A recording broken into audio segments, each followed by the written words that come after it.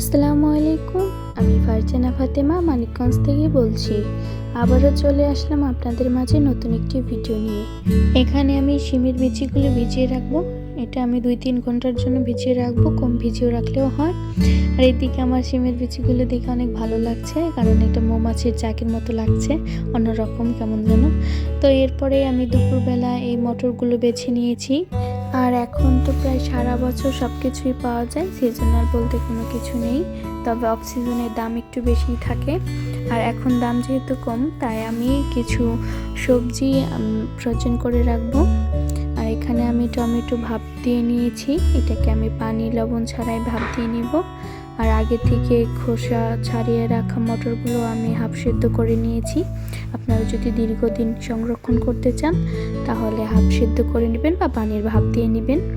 আমি দীর্ঘদিন সংরক্ষণ করব না, সামনে যেহেতু রোজা, তাই ভাবলাম রোজার জন্য কিছু সংরক্ষণ করে রাখি। আমার গত বছরেরও কিছু সবজি এখনও রয়ে গিয়েছে।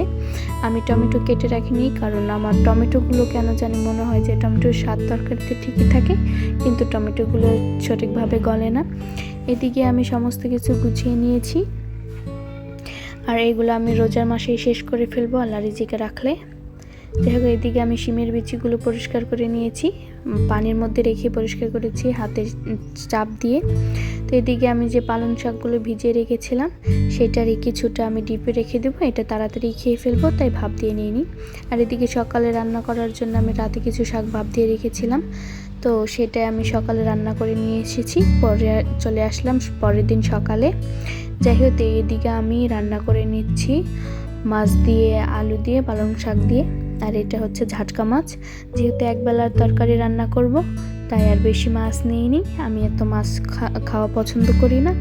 যাই হোক, ভাপ দিয়ে রাখার কারণে কিন্তু স্বাদ নষ্ট হয় না। আর আমি প্রত্যেক বছরেই কিছু না কিছু সবজি সংরক্ষণ করে রাখি, এতে সুবিধা হয়। আর এখন আমি অন্য পাশে আটা মথে নিয়েছি, রুটি বানাবো। আর এদিকে সবজি কেটে নিয়েছি।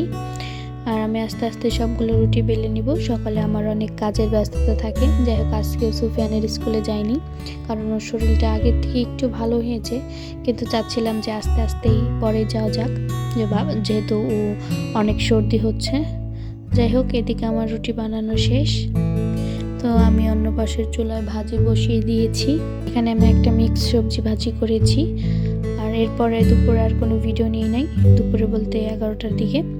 যাই হোক, দুপুরবেলা আমি খাবারের জন্য প্রস্তুতি নিচ্ছি। এখানে আমি সালাদ বানিয়ে নিচ্ছি টমেটো দিয়ে। আর এই তো আমার দুপুরের খাবার। এখন আমি রোদে বসে বসে খাবার খাবো, যদিও শীত এখন চলে গিয়েছে, তারপরেও হালকা রোদে বসে খাবার খেতে ভালো লাগে। বিকালে চলে আসলাম সন্ধ্যার নাস্তা বানাতে, বিকালের পরেই আর কি। তো সুফিয়ান বলছিল সে ভার্মিচিলি খাবে, তাই আমি ওর জন্য ভার্মিচিলি রান্না করতে চলে আসলাম। এদিকে আমি দুধটা জাল করে নিয়েছি। আর এই তো আমার সিমাই রান্নাটা হয়ে গিয়েছে। এরপরে চলে আসলাম অন্যান্য কাজ করতে। আর এইগুলো আমি সব অগোছালো করে রেখেছি কাজ করার জন্য। এই জায়গা যত কাপড় ছিল সবগুলো ধুতে দিয়েছি। তো এখন এনে সবগুলো গুছিয়ে নিয়েছি। এখন দেখুন আগের থেকে কত পরিপাটি লাগছে। আসলে চেষ্টা করি সমস্ত কিছু গুছিয়ে রাখার, কিন্তু সব সময় হয়ে ওঠে না। যাই হোক, এরপর আগের দিন কিছু বিস্কুট এনেছিল, তো সেগুলো এখন বয়ামে ভরে নিয়েছি।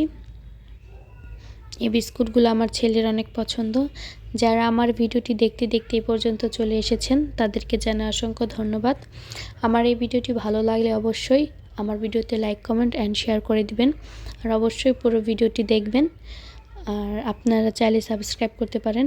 আর ওই যে আগের দিন যে টমেটো পেস্টগুলো আমি ফ্রিজে রেখেছিলাম এই বক্সে করে, তো সেগুলো এখন বের করে নিয়েছি। যখন যেরকম যে তরকারিতে দিতে চাইবো 1 টুকরো 2 টুকরো করে দিলেই হবে। তো এই কারণে এইভাবে রাখা। আর এই তো আমি এগুলো এখন ছাড়িয়ে নিয়ে এইভাবে আবার ফ্রিজে রেখে দিব। এরপর ওর বাবা চলে আসলো অফিস থেকে, তো আমাদের জন্য একটা বার্গার নিয়ে এসেছে। তো তাদের বার্গার খাবার খাইয়ে আমি চলে আসলাম আবারও রান্না করার কাজ করতে। তো এদিকে আমি আদা রসুন পেস্ট করে নিব, যেহেতু আমার রান্না করার জন্য শেষ হয়ে গিয়েছে আদা রসুন। তো এদিকে আমি এটাকেও বরফের যে বক্সগুলো থাকে ওটার মধ্যে রেখে দিয়েছি, আর বাদ বাকিগুলো আমি যে এতদিন রান্না করব সেটার জন্যই। তো এই ছিল আমার কাজকর্ম। আর এখন চলে আসলাম বাচ্চার অনেকগুলো জামা কাপড় ধুয়ে দিয়েছিলাম সেইগুলোই গুছিয়ে নিতে। তো আমার আজকের ভিডিওটি ছিল এই পর্যন্ত। সবাই ভালো থাকবেন।